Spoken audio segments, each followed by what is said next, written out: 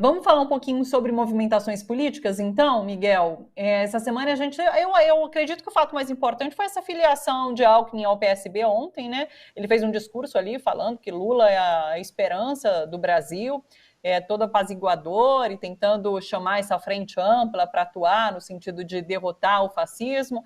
Como que você viu isso e se você tem, é claro, algo mais a acrescentar em relação a essas movimentações? Olha, a primeira novidade que a gente tem, a primeira coisa a chamar a atenção é que nós estamos a uma semana do fim da janela partidária. E ela até foi menos emocionante do que a gente esperava, né?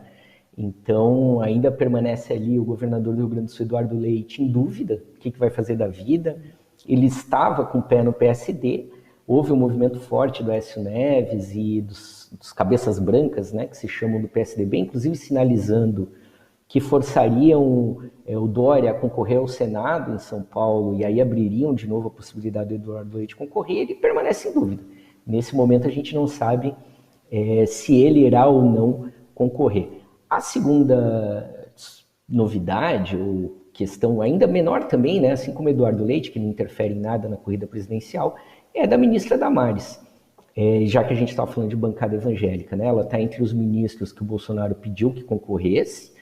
E vejam que surpresa, ela pretendia concorrer pelo Amapá e o senador Davi Alcolumbre blindou os partidos do Amapá para receber a filiação da ministra Damares. Então hoje ela quer concorrer, mas ela não tem uma sigla que a receba, porque o Davi Alcolumbre fez toda uma movimentação de bloqueio, enfim, né? Então a janela partidária vai fechando sem grandes surpresas, com aquilo que a gente já ia imaginando. Na corrida presidencial, então, chegando à sua pergunta, também foi a semana de definição dos vices. O Bolsonaro não oficializou, mas deixou claro na fala dele de que o Braga Neto, né, falou, meu ministro será de Belo Horizonte, fez escola militar, é o general Braga Neto. Isso reforça a imagem que o Bolsonaro quer construir de que ele está vinculado, está profundamente ligado às Forças Armadas, né? E aí a pergunta que a gente sempre tem que se fazer é, em caso de derrota, se isso significa um apoio das Forças Armadas a algum tipo de aventura trumpista de Bolsonaro. E do ponto de e da parte do Lula também, sem nenhuma surpresa, a filiação do Alckmin finalmente ao PSB, depois de flertar com várias legendas, etc. Né? O ex-presidente Lula não participou do ato de filiação do Alckmin, mas o que se diz é que o Lula preferiu evitar a ida para que justamente o Alckmin brilhasse, que fosse o momento dele, o momento... e ele fez esse discurso, né, de união nacional, que o Lula é o preparado, enfim... interessante, a gente conversava sobre os atos do Lula no Paraná na semana passada, e em Londrina, no assentamento do MST, no assentamento Ele Vive, uma das coisas que o público que estava lá ouviu foi o seguinte, olha, não é o Lula que mudou para receber o Alckmin, é o Alckmin que mudou para fazer parte da chapa do Lula. Né? Ele que veio para esse projeto, então acho que essa também é uma leitura interessante de se fazer. Mas a grande movimentação política da semana, Thalita, não foi a filiação do Alckmin. Foi a decisão de Guilherme Boulos em não concorrer ao governo de São Paulo e concorrer a deputado federal. Por quê? Porque essa é uma decisão que está valendo, na verdade, 3 eleições. Né? Por um lado, o Boulos concorrendo a deputado federal significa um apoio, muito provavelmente no primeiro turno, se não formal do PSOL, mas da sua base eleitoral, a Fernando Haddad, e, portanto, isolando mais Márcio França, coloca Márcio França numa situação bem ruim, né? A gente acompanhou a novela da federação, da ligação com o PSB, enfim, e possivelmente do PSOL ao ex-presidente Lula já no primeiro turno. A gente viu que a resposta de Fernando Haddad foi de que o PT deveria apoiar Guilherme Boulos à Prefeitura de São Paulo em 2024. Então aqui nós já estamos falando de 2022, 2024. Se o Fernando Haddad, de fato, ganhar as eleições ao governo do estado de São Paulo, isso tem 2 consequências. A primeira é que, obviamente, nós estamos falando do maior PIB do país. Isso tem um impacto, obviamente, na campanha de Lula para presidente, mas também, em sendo eleito, ambos sendo eleitos, na governabilidade. Né? Faz toda a diferença você contar com um governo como o do estado de São Paulo, alinhado ao Palácio do Planalto. Né? E o que isso significa? A terceira eleição que envolve... Ao que tudo indica, o ex-presidente Lula irá concorrer pela última vez. Ele não tem dito que vai a 2 eleições.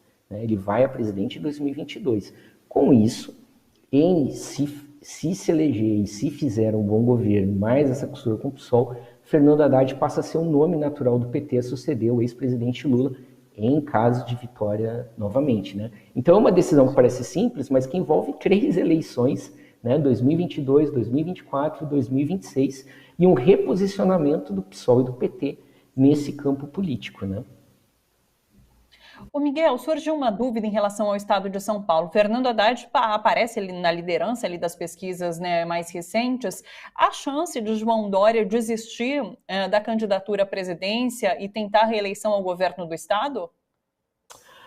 Olha, Thalita, uma coisa que tem em comum nessa coisa que a gente chama de terceira via, segunda via do bolsonarismo, é que cada um, à sua maneira, vive no seu universo próprio, né? A gente sempre fala do Sérgio Moro. O João Dória também, né? Todos os sinais estão dados de que ele não consegue uma recuperação fantástica a ponto de ultrapassar Ciro Gomes pelo terceiro colocado. Nós estamos falando de um candidato que está na disputa entre o 5º e o 7º lugar, né? O Dória implodiu o partido, nós temos a possibilidade de que esse grupo político que governa o estado de São Paulo desde Franco Montoro, em 82, que ele deixa o poder 3 décadas depois, é graças a todo o trabalho de disputa interna, de implosão, né? O João Dória conseguiu transformar o segundo maior partido do país, do ponto de vista de relevância política. Afinal de contas, o PSDB foi para 4 eleições, né? Venceu 2 com o Fernando Henrique Cardoso, foi 2 vezes para o segundo turno contra Lula e, aliás, 3, né? Com Aécio versus Dilma, né? Então, o partido que foi 5, que decidiu as eleições 5 vezes e que agora, mais uma vez, vai ficar ali na zona do rebaixamento, né? Tá no pelotão. Eu digo, se a corrida presidencial fosse a São Silvestre, o Bolsonaro e o Lula estão na subida do Brigadeiro e o Dória, Moro, essa turma é ali aquele pelotão de gente caricata, né? Com recado, com gente que está participando participar. Mas no universo do João Dória, ele continua candidato. E ele criou acordos políticos, inclusive com o Rodrigo Garcia, que o impedem de voltar atrás. Fica muito ruim na relação. Então, o que sobra para o Dória, caso ele puxe o tapete dele no PSDB, é concorrer ao Senado. Ele pode concorrer ao governo do estado de São Paulo? Pode, né? Quem fez o que ele fez desde que concorreu a prefeito de São Paulo, depois ao governo que ele tem feito, pode sim. A máquina do PSDB está com ele, né? Assim como ele ganhou as prévias, ele pode impor. Esse não é exatamente o ambiente mais democrático do mundo, o PSDB. Agora, essa opção é improvável. Eu diria, espero não estar errado dessa vez, que a gente está assistindo tanto ao fim do PSDB quanto da figura política de João Dória. É muito difícil ele se recuperar, se reconstruir, talvez concorrer a prefeito de São Paulo depois, mas enfim, depois desse período, né? Então, a possibilidade existe, mas ela é muito pequena graças ao ego de João Dória.